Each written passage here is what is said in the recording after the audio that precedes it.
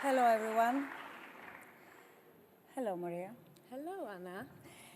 It's clear that our world is at a turning point. Lately, we're seeing division and discord often taking center stage rather than the solutions and shared dreams that could bring us together. But we believe that now it's the time for change. It's time to shift gears, to focus on unity rather than division, on shared goals rather than differences, and that's exactly why we're here today.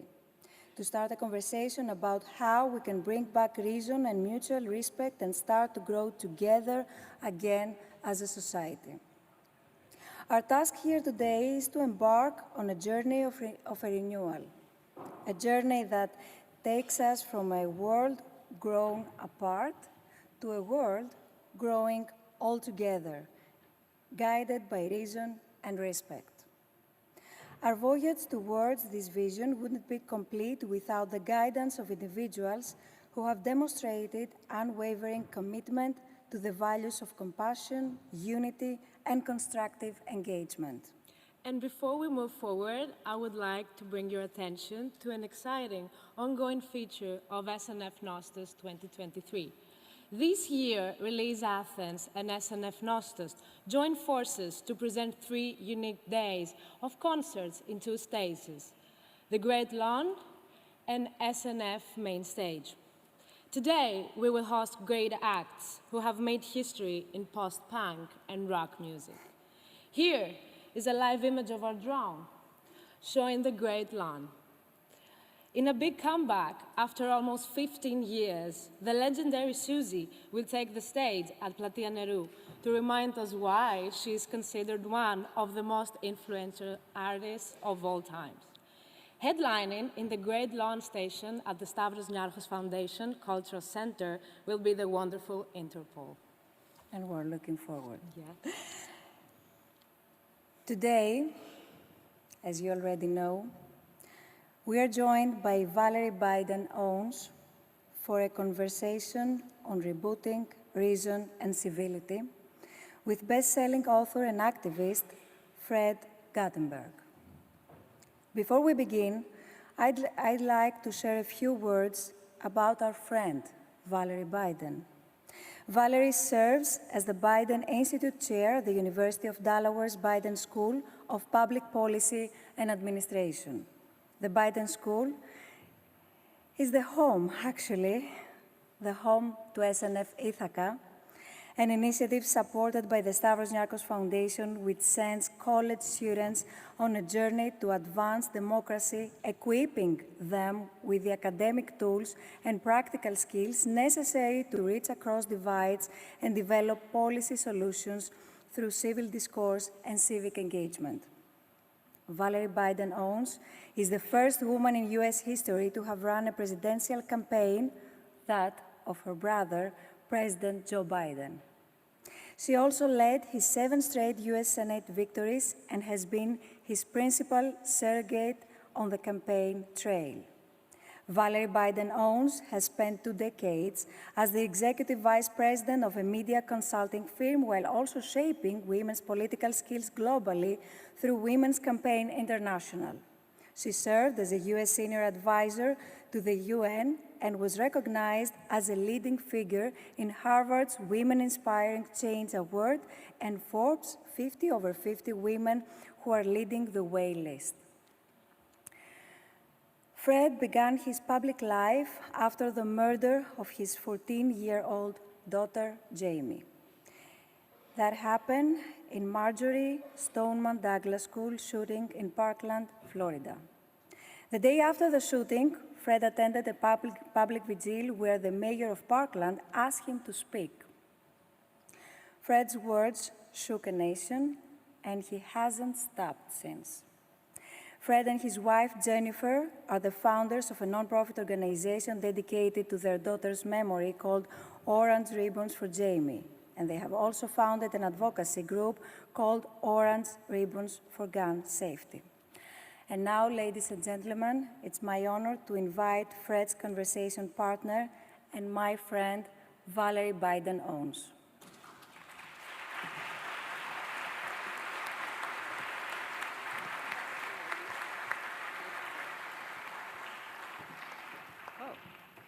Good evening. Hi. So, for all of us, to state the obvious, this has been an inspiring and an enlightening couple of days.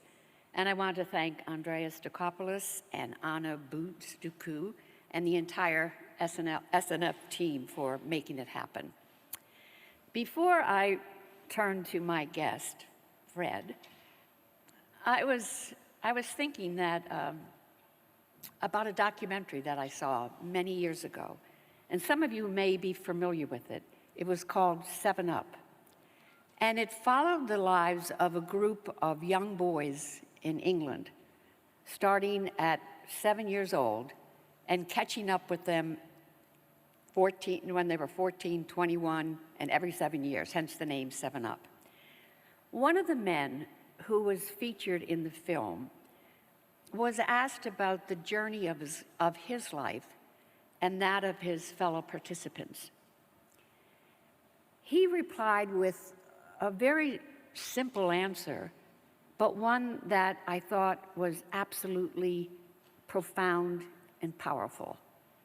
He said, "Every life is an incredible act of bravery." Every life is an incredible act of bravery, which brings me to Fred Guttenberg. Two of the people closest to Fred, two of the people he lost, are rightly described as brave. Fred's brother, Michael, was one of the first responders to the World Trade Center, and it was because of his work there, helping clean up, that the toxic chemicals got into his system and he died of cancer in 2017. Then on Valentine's Day, 2019, Fred lost his 14-year-old daughter, Jamie, in the shooting at Marjory Stoneman Douglas High School in Parkland, Florida. Heartbreaking, horrific, unimaginable. In the wake of his daughter's murder, Fred's words galvanized a nation, and he turned his pain into purpose. And he showed us what bravery truly is. Today, I want to talk to you for a brief time about the path forward, how we can all overcome the forces that divide us, how we can restore civility, and how we can bring reason back to our national and international life. Not a small agenda for 20 minutes. Of course, moving forward requires an understanding of where we are now. And as I think about how we got where we are today, I'm struck by an insight that was recently given to me. We often talk about getting back to normal. But you know, there's a whole generation of Americans and young people around the world who have never known normal. And I'm talking about Generation Z, Gen Z. They are the most educated and diverse generation in our history. They have so much to offer. But you know what they don't have? They don't have a memory of September 11th. This means that they grew up in a world shaped by the ongoing fear from what happened, but without having seen September 12th and September 13th, and the emergence of something even greater and stronger. That was when our nation and the world came together in a way that hasn't been equaled since. They never saw that. And in the years since, the fear of looming terrorist attack, whether from a lone ranger or from a hostile country, has now been joined by other existential fears, like school shootings, climate change, and the pandemic that isolated them for a year or more. These are real traumas on brains, and brains that science tells us are not fully mature until you reach the mid-20s. But as digital natives, Gen Zs, they're no strangers to rebooting and reinventing, and I think that they can help us reboot reason. You know, I've long believed that there's one trait, one skill that can go a long way to addressing so many of our problems. And that trait is empathy. We talk a lot these days, and rightly so, about the importance of representation. As the saying goes, you cannot be what you cannot see. I'm thinking about the importance of empathy in our lives and in our world, and in doing that, I would add my own corollary, which is you cannot heal what you cannot feel. Empathy is the connective bond in our humanity, and the degree to which we can feel is the degree to which we can relate to each other. Now, we may never fully understand another person's life, but we can seek to understand. And just that effort of understanding where someone is coming from helps us get to go where we need to be to figure out where we're going. It helps us address each other's fears, it helps us address each other's concerns, and in a productive manner. And it allows us to move forward together. In that way, empathy is the ultimate vaccine. It prevents hatred, it prevents evil, and it prevents violence. And that's why that I believe that pushing and pursuing empathy isn't just some soft-hearted idea. It's hard-headed. It's a strategy, one of many. And with that, let me turn to Fred.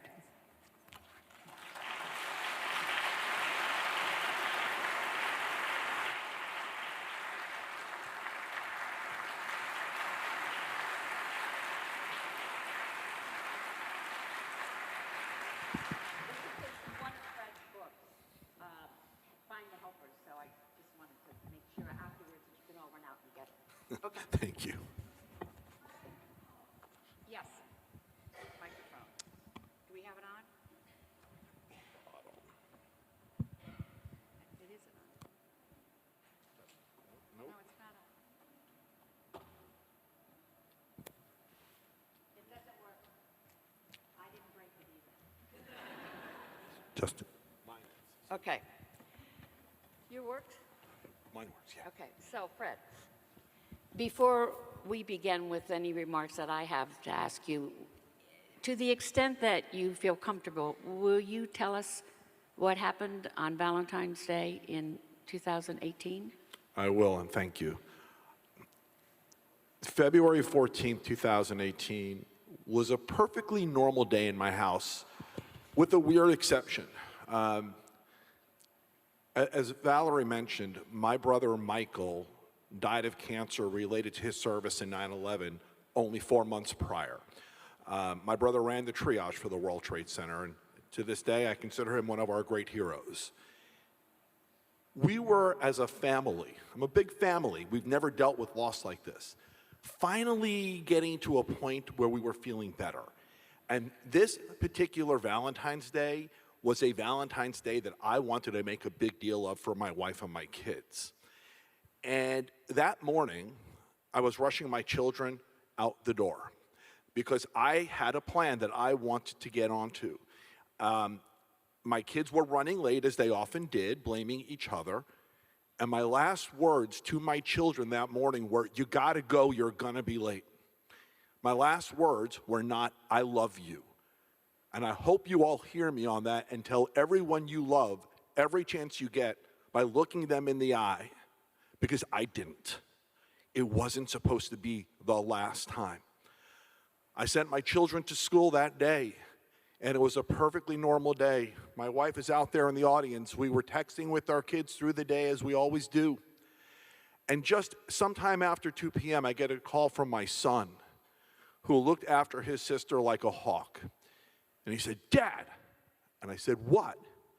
He said, "There's a shooter at my school." My first instinct wasn't to believe him, because my son can be a jokester. But then he said, "And I can't find Jamie." And as soon as he said that, I knew it was real. And I asked him where he was, and he told me they were telling all the kids to run off the campus, but he couldn't run because he couldn't find Jamie. He wanted to go back to the building where the shooting was taking place to look for his sister. And I'm on the phone trying to convince my son to run when on the phone we hear gunshots. Those were the shots on the 3rd floor killing my daughter, killing his sister. If anybody wants to know why I spend my life doing what I do now, I live with that sound in my head. And making this world a place where our public safety is valued is something I will never stop working to do. Thank you.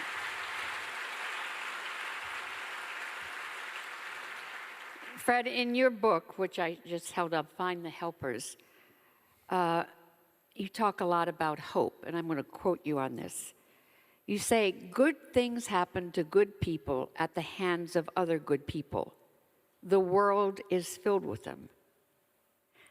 And after everything you've been through, you should be one bitter son of a gun. Where, what? Chemistry? What are you smoking? You know, I'm always going to be Jesse and Jamie's dad. And as their dad, 2 of the lessons I always tried to teach my kids were, you always do what's right, not what's easy, and everything in life is a choice. And as part of that, I always said to my kids, whatever happens to you in life won't define you. What you do next will. How you react, how you respond is what will define you. And sadly, it took me to the age of 52 in this shooting to just understand how much every single person who has always been a part of my life meant to every single thing that happened. But Valerie, after this shooting, actually still today, I was a broken person. And it is the love and the kindness of those who knew me and those who stepped into my life immediately after and still do. A phone call from you just a few weeks ago, who have held me up and held me together and who pushed me forward.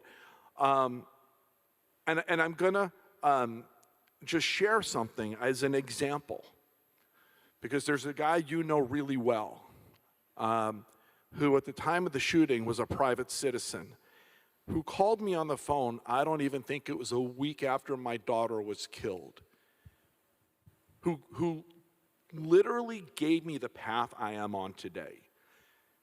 By the way, that person, if you haven't figured out yet, is Joe Biden. And he said to me, number one, just how much he understood grief. And he stayed on the phone with me for about an hour, wanting to know a whole lot about my wife, about my kids, about me. At some point in the conversation, he said to me, "What's your plan?" And I said to him, "I only know one thing with certainty right now. I want to break the effing gun lobby." And he said to me, "That's your mission and that's your purpose. Now, what's your plan?" And it was an enlightening moment for me, because for the first time, after being filled with rage for an entire week, I understood I had a mission and a purpose, and I had to figure out my plan to do what I wanted to do. He also shared with me during that conversation and a follow-up conversation in person a few weeks later, something that I didn't expect with grief. He spoke to me about my marriage. It's still shocking to me that he came prepared to do that. And he wanted me to know how too many loving relationships come apart after a moment like this. And he wanted me not to be afraid that that would happen. He wanted me to have a plan to make sure it didn't. Here's the thing he told me, and he was spot on. No two people grieve the same way. I have been relentlessly public. My wife would say I have been relentlessly aggressive, but the truth is she has been relentlessly private, as has my son. If not for him, I may have thought there's something wrong with us, but I understood we were grieving differently. The other thing he said was, always have a way to make sure you can support one another through your individual path, and to find ways to support one another together, which we have worked very hard to do over the past 5 years, and I thank him for the advice. He has been a true helper in my life. Good. It's nice to hear nice things about Joey. True. You talk about that hope is necessary, and I appreciate that. But, it's not sufficient. So I'm trying to figure out, if we're going to solve problems, we need to be working from the same set of facts. Right. And misinformation and disinformation don't create the same set of facts. And I watched you preparing for this in several interviews. And their interviews were about, obviously, the guns and violence. But the first thing you talked about wasn't a gun or violence, it was truth. Why do you start out, and I know what you mean by truth, but what do you mean by truth? Listen, I've been across the United States now for 5 years, meeting people who completely understand the truth about what I want to do and about what it would take to reduce gun violence. And what I know is this. My daughter should turn 20 in July.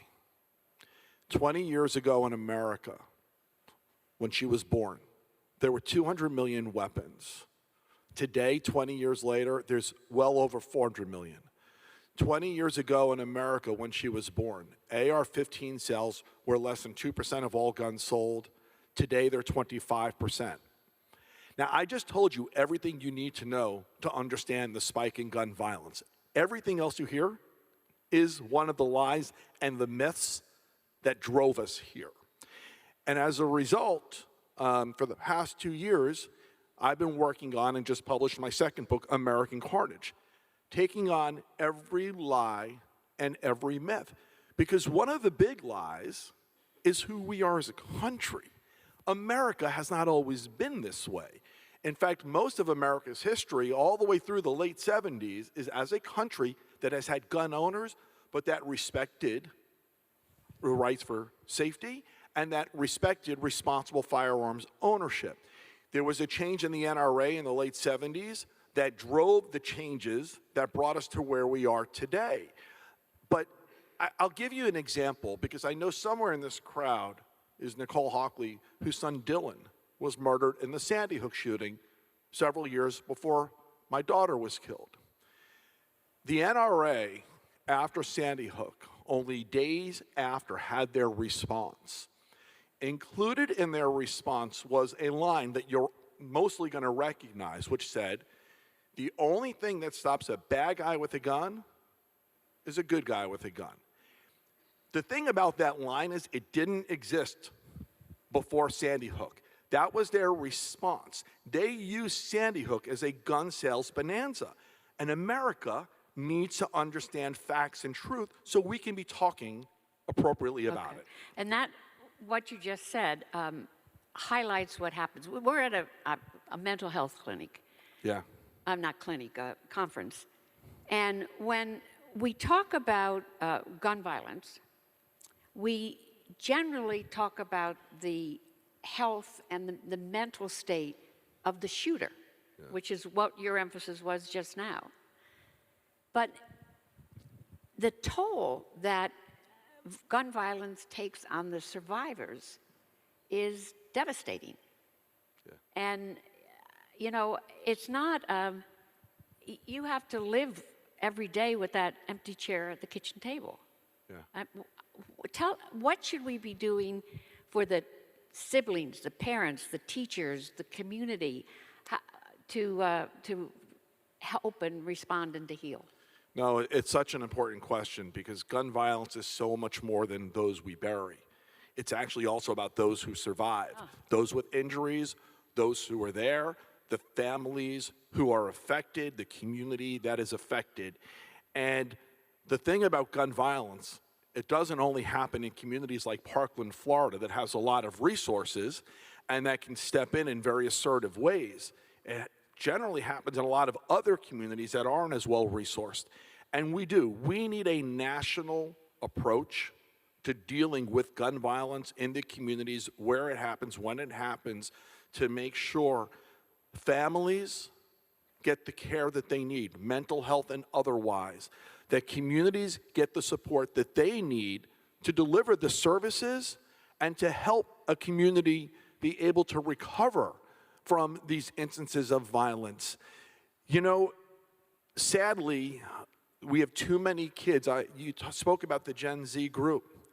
They are growing up as a traumatized population because they've grown up around school shooting drills. That's their norm. And it shouldn't be, but we need to make sure they that we help them to understand that they do have a right to safety. And I'm so proud of these kids that I see today who are fighting for that right. Well, added to that, though, is the internet. And what we have, one of the truisms of the age of the internet, the era, is that it's hard to hate up close. It's really easy when you're an anonymous person behind a computer screen. You can say anything that you want. Have you had any encounters with the up close and personal and versus the internet? I mean, I know you've gotten some bad stuff, but do you think you can change tribalism? I listen. It may be one person at a time, but yes, I do. And maybe that goes back to the hope part of things. I am really aggressive on social media. I take on truth, and I take on those who spread misinformation as often as I can. Sometimes it leads to people saying and doing and being aggressive back with me. But I got to tell you, one of my closest friends now is somebody where a conversation started that way. A former Tea Party congressman from Illinois, Joe Walsh, he and I, about 2 years ago, started going back and forth on Twitter over what I thought constituted the rights to be free from gun violence. And he is a self-proclaimed gun guy. And our back and forth led to an off-Twitter real phone conversation and then a follow-up in-person conversation. And since then, he and I are very public together about his agreement that you can be a gun rights guy like him and still be for reducing gun violence. And he has come to a common place with me about steps that he would agree can be taken to reduce. But your tone was very different on the internet as opposed to in person. It is. On the internet, we still sometimes act like little brothers. But you know, when we have some fun. But everyone who follows us on the internet knows how close we've become. But it started as a back and forth. In the beginning, yeah. Yes, it did. And listen, I will tell you, it's really easy to be really aggressive on the internet when you don't have to come face to face with somebody. But it is also a place that carries a lot of weight. And the thing is, always model who you want to be. And don't get caught up in some of the nasty comments. Always model who you want to be and say what you want to say. And do it with decency, do it with civility, do it with respect for others. And that's the way you go forward. We got a few minutes left. You come from a big family, and do. so do I. And I've always said that that big families are really good training grounds for both conflict resolution and empathy, because there are a limited number of cars and clothes and ice cream. Yeah. So, you know, things can get tough. What role has your family played in your life?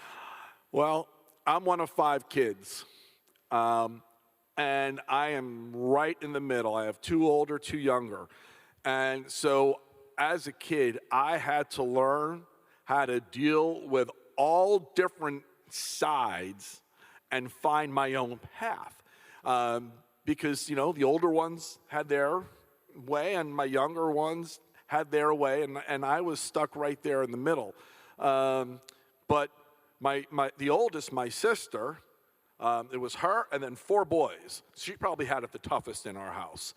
But I love my sister like you have no idea. We are so fortunate to be a close family. And when we talk about hope, it is the fact that I am surrounded by this big, loving family who was in Florida faster than I could have snapped my fingers after the shooting, and who did everything they could to support my wife, my son, and I, and still do. Were they as upbeat and able to deal with it emotionally as you? It affects, as you say, a death in the family has a devastating and rippling effect on all of them. Were they able, did you find you're supporting them as much as they supported you? 100% yes. My wife says all the time, we always make people cry. And then when that happens, we find ourselves trying to tell them it's okay and we're okay. Listen, I'll tell you this. I have a 22-year-old son. I have nieces and nephews. And don't do the math here, but I tell them all I plan on being around for the next 50 years to drive them all crazy. And so I am going to... You're going to be the uncle at the Thanksgiving table. That sounds like it's to be the case. But I am going to be okay because I have too many people in this world who I love, who I need to be okay for. And whoever is not, I'll be there for them. You know, when you look across our country, unfortunately, and you do understand grief as well, I have taken on a very private role of talking to others and families who go through all different forms of loss and grief, trying to help them through it the way your brother once did for me. Because you know what? Amazing people exist. They're there to help others. So many have helped me, and I hope to be able to help them. We're going to close, but I would like to say a couple things, which is we've all been with our communities and our nations, and the talk is all the time, the fever has to break. Something has to change. But you know, the fever doesn't have to break. You have to break the fever. And something doesn't have to change. You have to change. You collectively, us. And I think it's through meetings like this, conversations like these, leaders like Fred, that we can make that happen. And as a matter of fact, I'm banking on that we, not only we can, that we will make that happen. So thanks for the support and being there, and let's go out and raise a little good trouble, as they say. Thank you all. Thank you, Valerie.